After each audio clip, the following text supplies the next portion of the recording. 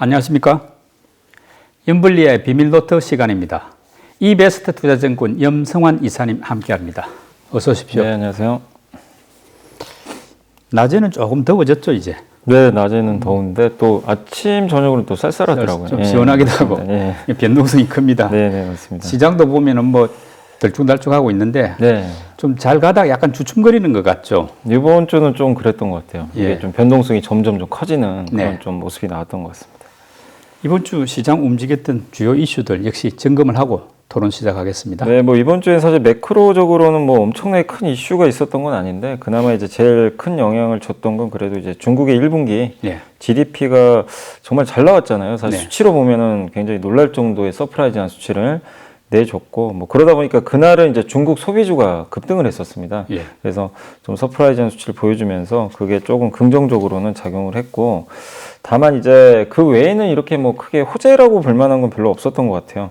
그러니까 대부분 좀 약간 부담스러운 뉴스들인데 이 FMC에서 다시 금리 인상 확률이 또 증가하기 좀 시작을 했고요. 또 5.5%까지 올라갈 수도 있다 이런 또 얘기도 나오더라고요.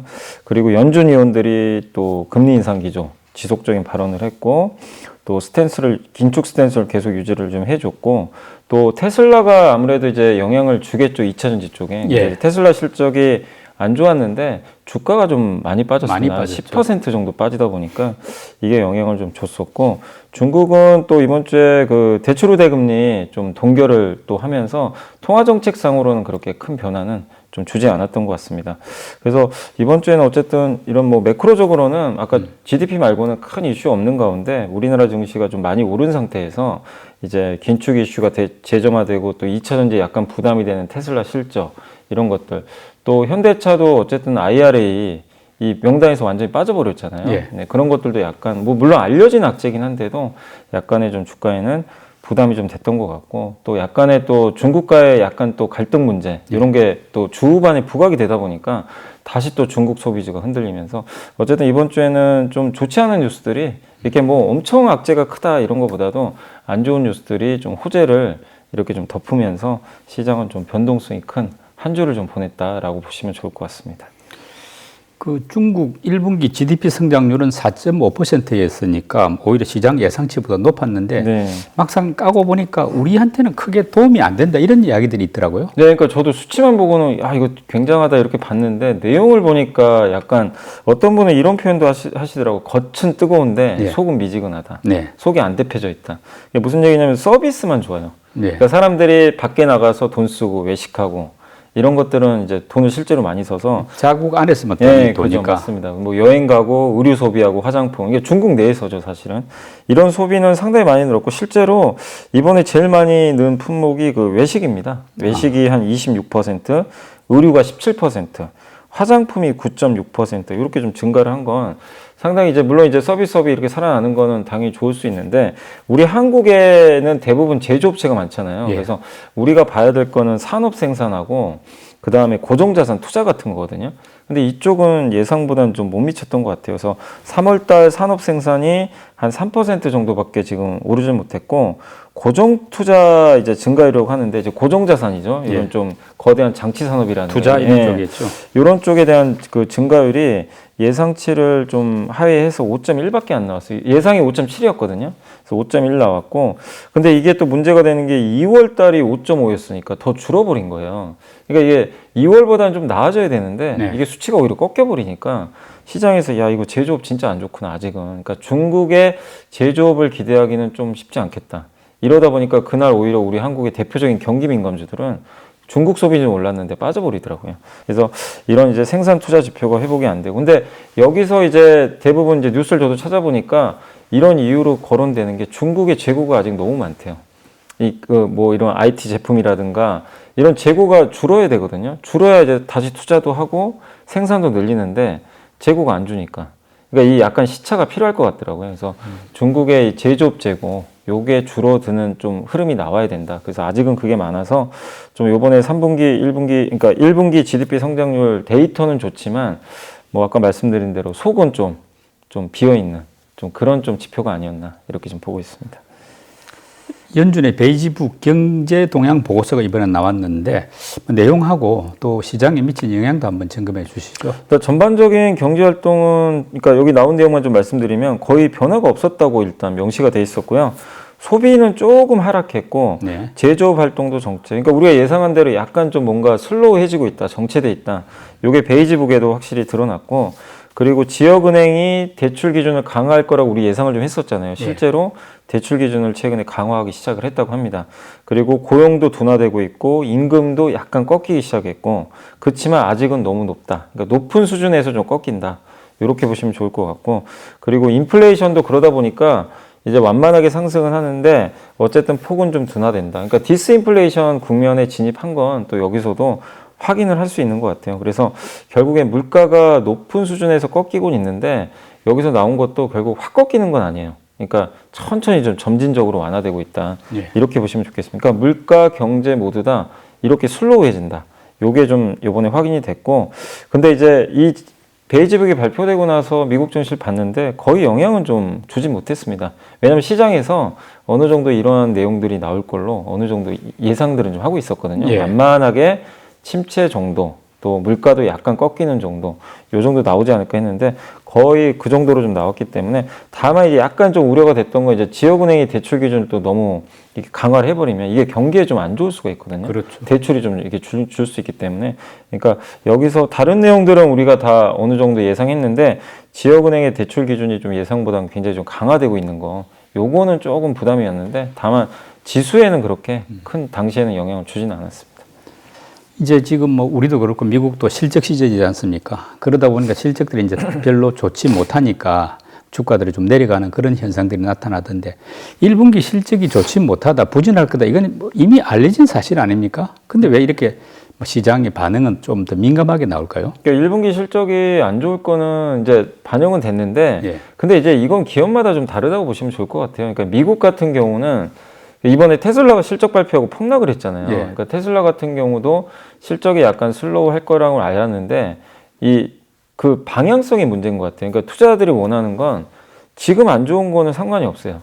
지금 안 좋은 거는 뭐 1분기 안 좋을 건 누구나 먼저 예상은 했잖아요. 그러니까 삼성전자 어떻게 됐죠? 실적 발표하고 오히려 감산 발표하니까 올라가 버렸잖아요. 그러니까 거기에 시장이 환호를 했던 건데, 테슬라는 왜 빠졌냐? 안 좋은데 더 안 좋아질 것 같거든요. 지금 분위기가 뭐냐면 우리는 마진보다 차를 최대한 싸게 많이 팔아버리겠다. 그러면 수익성이 줄거든요. 이거를 계속 한대요. 그러니까 이러니까 사람들이 봤을 때 이건 방향성이 계속 안 좋은 거죠. 그래서 이게 꼭 그 1분기 실적만 가지고 뭐 주가들이 안 좋다 이거보다도 각 기업마다 방향성입니다. 왜 이 말씀을 드리냐면 미국의 램 리서치라는 그 반도체 장비 회사 있거든요. 세계 3대인가 4대 회사 중에 하나인데 이 회사는 안 좋은 실적을 냈어요.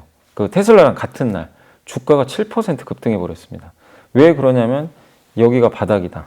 이제 앞으로 여기보다 더 나빠지긴 어려울 것 같다. 좋아질 일만 그러니까 남았다. 이 해석에 따라서 다 다르게 움직이는 것 같아요. 그래서 여러분들이 보실 때도, 그러니까 시장 전반적으로는 당연히 실적 안 좋은 게 부담은 맞죠. 뭐 좋은 건 아닌데 그 방향성에 따라서 개별 기업들의 주가는 완전히 달라집니다. 그러니까 지금 좋아도 앞으로 안 좋아지면 빠질 수밖에 없고요.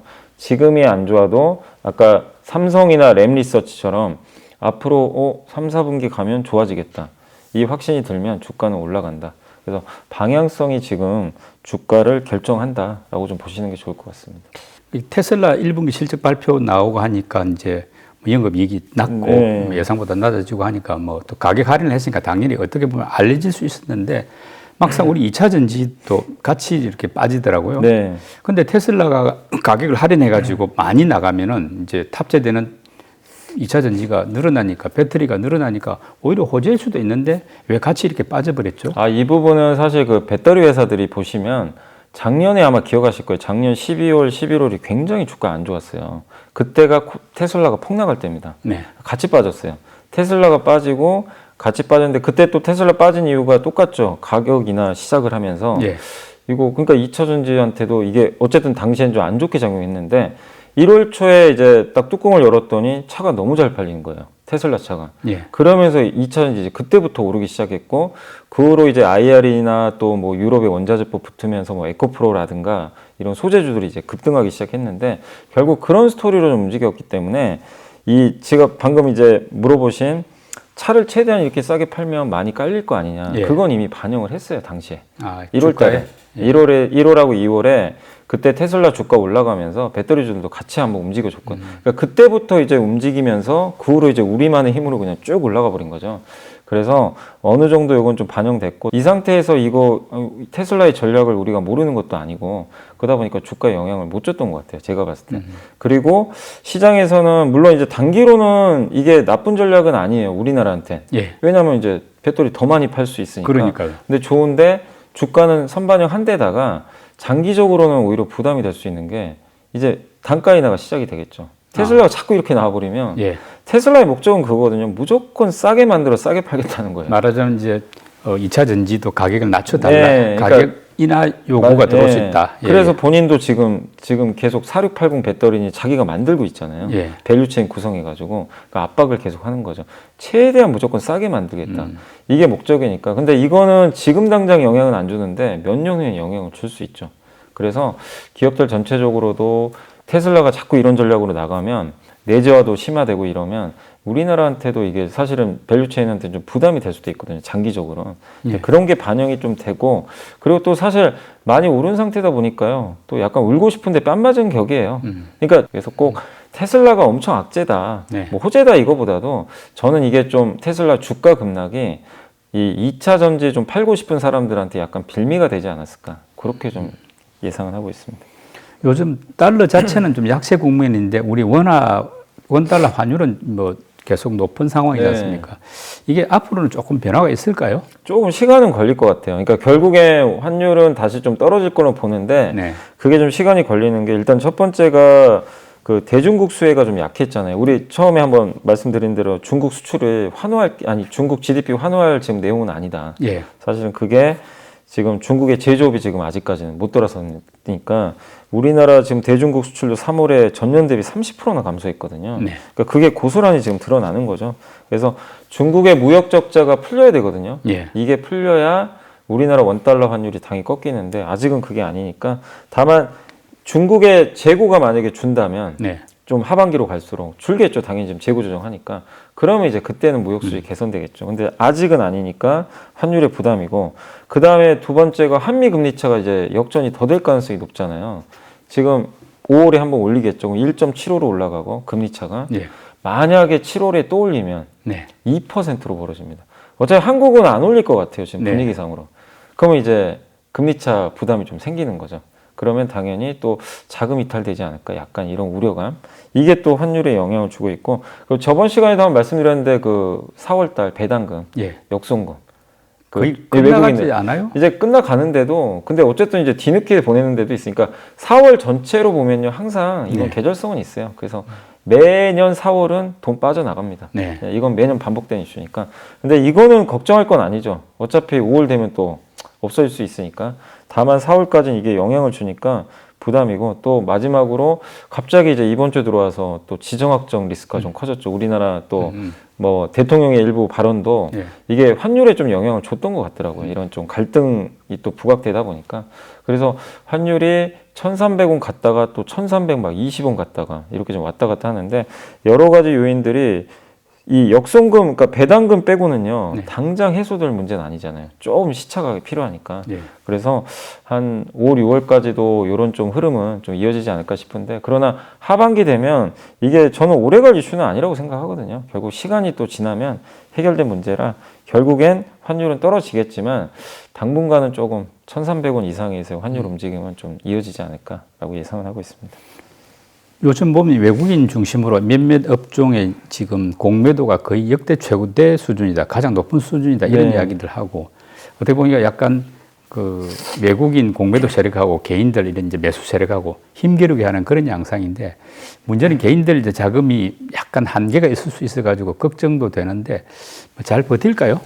개인 투자분들, 그러니까 지금 자금이 제가 봤을 때는 어쨌든 은행에서 돈 빼서 들어오는 자금들이 좀 꽤 있기 때문에 네. 그런 면은 긍정적이에요. 제가 봤을 땐 공매도가 나온다 해도, 그리고 사실 그동안 그렇게 공매도 많은데도 계속 주가 올라갔잖아요. 그래서 개인이 이겼죠, 사실은.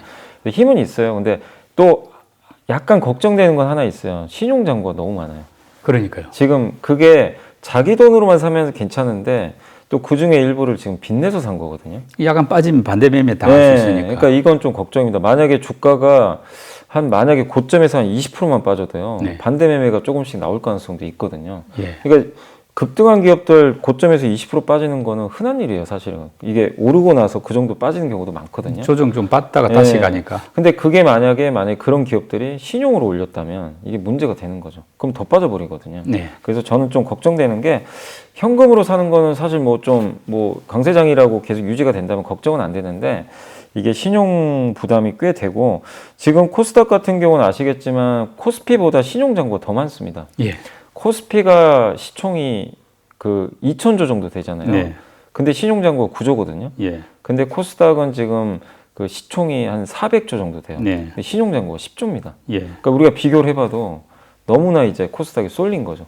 신용이. 그래서 이런 부분들이 그러니까 저는 좀 공매도보다도요. 이 신용잔고가 좀 많이 늘어난 게 약간은 이제 주가가 하락할 때 조금 부메랑이 좀 될 수 있다. 이 부분은 좀 걱정을 하고 있고, 근데 공매도도 약간 걱정은 되는 게 4월에 좀 너무 많이 늘어났어요. 4월 돼가지고 일평균 공매도 거래 대금이 코스피가 6천억, 이게 보통 한 2, 3천억 했거든요. 코스닥은 3,500억, 합치면 거의 1조 원 정도가 매일 지금 나오고 있어요. 꽤 많은 거죠. 그래서 공매도도 지금 근데 또 시장이 약간 꺾이고 있잖아요. 약간 분위기가. 이런 상황에서 또 공매도가 더 나올 수도 있기 때문에 약간 신용과 공매도가 지금 어쨌든 늘어난 부분은 제가 봤을 때는 개인들이 좀 이런 상태가 계속 이어지면은 좀 버티기가 쉽지 않을 수도 있다. 이렇게 좀 예상을 하고 있습니다. 잘 돼야 될 텐데. 이번 주에 외국인, 기관, 개인들 매수 종목하고 또 상승한 업종도 한번 정리해 주시죠. 네, 먼저 이제 이번 주에 외국인들이 가장 많이 매수한 주식 10종목을 한번 살펴보도록 하겠습니다.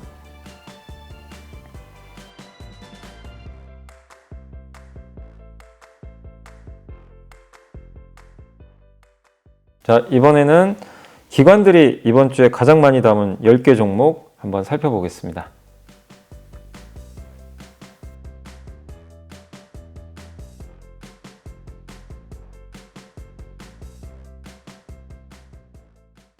이번에는 개인 투자자분들이 이번 주에 가장 많이 산 주식 10종목을 살펴보겠습니다.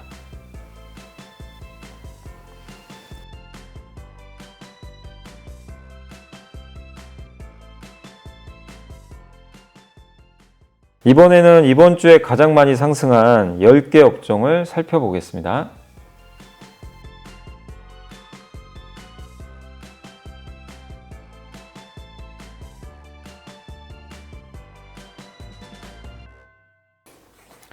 이번 주는 장이 썩 좋지 못해가지고 상승률이 높지는 않은데 그래도 조금 강세 흐름이 더 이어질 수 있다. 이렇게 보는 분야는 어떤 쪽입니까? 사실 이번 주에 그래도 좀 여전히 2차 전지 쪽에서는 장비 쪽이 사실 좋긴 좋았는데 아무래도 좀 약간 이제 변동성이 커지니까 그래서 다음 주에는 제가 봤을 때는 이번 그에 올랐던 기업 중에서는 좀 약간 방어형 기업들 있잖아요. 그쪽이 좀 강할 것 같습니다. 그래서 대표적으로 이번 주에 손해보험도 꽤 올랐거든요. 손해보험 업종 좀 괜찮지 않을까 이렇게 보여지고, 그 다음에 방산업종 좀 갑자기 또 지정학적 리스크도 좀 불거지고, 또 4월 26일 날 또 한미 정상회담도 있기 때문에 그래서 방산업종도 좀 부각이 될 것 같고, 마지막으로 은행업종도 좀 괜찮지 않을까. 왜냐하면 은행은 또 전통적으로 배당도 많이 주고 증시가 이렇게 흔들릴 때 또 방어 역할을 또 많이 해주기 때문에, 그래서 이 다음 주는 아마 이런 기업들의 주가 상승이 조금 더 이어지지 않을까라고 예상을 하고 있습니다. 예 이사님이 선정한 이번 주에 보고서 듣는 순서 왔는데 어떤 내용 준비해 오셨습니까? 이번 주에는 그 드라마 이제 제작사 요새 좀 주가들이 좀 많이 빠지긴 했는데 한번 좀 보시면 좋을 것 같아서, 형만한 아우 많다. 그래서 시즌제 드라마의 범람 요 제목이고, 교보증권의 박성국 연구원님이시고, 시즌제 드라마가 뭐냐면 이제 우리 옛날에 우리 한국 드라마 하면 그냥 한 편 끝나면 끝났잖아요. 근데 그게 아니라 요새는 그 시즌 1, 시즌 2, 시즌 3 막 이렇게 계속 가더라고요. 그래서 그런 드라마가 사실 많이 늘어나고 있습니다. 그래서 이 소포모 징크스라고 들어보셨는지 모르겠는데, 2학년 징크스. 그게 이제 성공적인 첫 작품에 비해서 항상 후속작은 좀 잘 안 되는. 우리 한국 드라마는 항상 그게 많았죠. 영화도 보면 1편보다 2편이 좀 안 되고 그런 게 많았는데, 그래서 시즌제 드라마가 사실 잘 형성이 안 됐어요, 한국은. 그리고 우리나라 같은 경우 또 쪽대본도 유명하잖아요. 그리고 이 드라마 찍을 때 사전 제작 잘 안 하고 찍으면서 바뀌죠. 분위기 보고 이거 잘 안 되네. 시나리오가 막 바뀌어가면서. 네, 그럼 또 고치고 그리고 조기 종영할 수도 있고 그리고 그 배우들도 이러다 보니까 이 시즌 2까지도 이게 연결이 되기가 좀 어렵죠. 이게 끝나면 그냥 끝나버리고 그런 분위기인데 미국은 아시겠지만 되게 다르잖아요. 사전 제작하고 시즌제도 미리 다 기획을 하고 근데 이게 넷플릭스가 이제 우리나라에 들어오고 이게 확산되니까 한국도 이제 바뀌는 것 같아요. 요즘 시즌제 많아졌죠. 네, 굉장히 많아졌습니다. 그래서 뭐 보이스라는 옛날에 드라마 있었고 비밀의 수 최근에 이 낭만 닥터 뭐 김사부라든가 이런 쪽에 시즌 뭐 1, 2, 3 막 이렇게 가니까 더 글로리도 뭐 시즌 2 네, 했었고 시즌 2또 한다고 하니까 오징어 게임도 뭐 시즌 2 한다는 이야기가 있죠. 그래서 줄줄이 지금 이제 흥행작들이 나오는데 그게 이제 시즌 1에서 끝나는 게 아니니까 이런 문화가 사실 넷플릭스가 큰 영향을 준 것 같아요. 근데 이게 왜 드라마 회사들한테 좋대요. 이 시즌제로 가면은 제작사 입장에서는 굉장히 좋은 효과가 좀 있다고 합니다. 그 이유가 뭐냐면 첫 번째가 제작비와 함께 이익이 늘어나는 게 일단 시즌제로 가면요. 1, 2, 3로 가면요. 이게 점점 그 제작비가 늘어난대요. 1보다 2가 비싸고요. 2보다 3가 제작비가 원래 올라간다고 합니다. 왜 그런가요? 그러니까 이게 저도 뭐 정확하게는 좀 모르겠지만 그 미국에도 여러 유명한 그 시즌제 제작 보면은 몇 배씩 뛴다고 하더라고요. 그러니까 왜냐하면 이제 인기가 있으니까 제가 봤을 때는 더 흥행하고 이제 아무래도 뭐 특수 효과라든가 또 배우들도 더 많이 쓰고 투자를 더 적극적으로 하겠네요. 그리고 흥행하니까 배우들 개런티도 더 줘야 되겠죠. 그러니까 이런 것들이 더 올라가는데 근데 이게 제작사한테 나쁘지가 않대요. 왜냐하면 제작비 올라가는데 뭐가 좋냐 이게 아니라 리쿰률이라고 있는데 드라마 제작할 때 비용이 있거든요. 뭐 100억이 들었다. 그럼 100억에 일정 마진을 줘요. 그러니까 넷플릭스가 100억짜리 제작비가 들어갔어. 그럼 우리 120억 해줄게. 그러면 드라마 제작사는 20억을 버는 거예요. 제작비 이 120억 매출 중에 20억을 가져가는 거죠. 이게 리쿰률인데 이 같은 리쿰률이어도요. 제작비가 만약에 200억이라고 쳐볼게요. 시즌 2에서 두 배로 들어오겠네. 그러면 240억이죠. 40억을 버는 거예요. 네. 그러니까 처음에 20억 벌었는데 그 다음 시즌 2는 40억이에요. 그러니까 이래서 시즌제 드라마가 일단 드라마 제작사한테 오히려 돈을 더 벌 수 있는 그 효과가 있고, 그리고 이렇게 작품의 마진율이 올라가면은 이게 원작이 흥행하면 드라마 제작사의 입김이 또 세진대요. 예. 우리 이렇게 잘 만들었지 않냐. 그래서 더 높은 마진을 요구할 수 있고, 약간 이제 공급자가 약간 이제 예. 우위에 설 수 있고, 우리 이제 열받으면 너게 협상력이 예. 높아진다. 예. 뭐 그런 일은 없겠지만 넷플릭스 안 하고 디즈니로 간다. 뭐 그런 일은 없겠지만 이제 예. 약간 협상력이 올라가는 거죠. 네. 그것도 하나 있고, 방송사 입장에서도 이게 좀 좋대요. 시즌제로 가면은 그 광고 패키지 단가가 일단 올라간다고 합니다. 예. 이건 드라마 제작사한테 좋은 게 당연히 광고 단가가 오르면 더 많은 제작비를 또 보존받을 수 있으니까. 예. 그래서 옛날에 그 펜트하우스 1이 첫 달 중간 광고 패키지 판매 단가가 2.5억이었는데 시즌 2가 3.5억, 그 3가 4.5억까지 올라갔대요. 그러니까 예. 광고 단가가 점점 올라가는 거죠. 그 시즌이 가면 갈수록. 이게 일단 검증이 됐다고 보고 시즌 예. 뭐 2, 3로 가는 거니까 그죠. 광고 단가도 올라갈 수가 있죠. 네, 광고주 입장에서 훨씬 더 효과가 있는 거죠. 예, 예. 그래서 이런 시즌제 드라마가 우리나라 옛날에 없던 문화거든요. 이게 이제 점점 정착되니까 한국의 드라마 제작사도 이런 부분들에서 수혜받을 수 있지 않을까. 예. 그래서 요새 좀 드라마도 좀 별로 뭐 이 제작사의 주가는 안 좋지만 이런 변화는 긍정적이니까 한번 참고하시면 되겠고, 여기서 탑픽은 일단 우리나라에서 가장 큰 회사죠. 그 스튜디오 드래곤을 꼽아주셨고, 관심 기업으로는 CJ E&M, 또 SBS는 자회사가 그 갖고 있거든요. 드라마 제작사 하나 있고, SBS, 또 콘텐트리 중앙, 요 기업들을 한번 눈여겨보자는 그런 내용이니까 한번 그 자료는 또 한번 참고하시면 좋을 것 같습니다.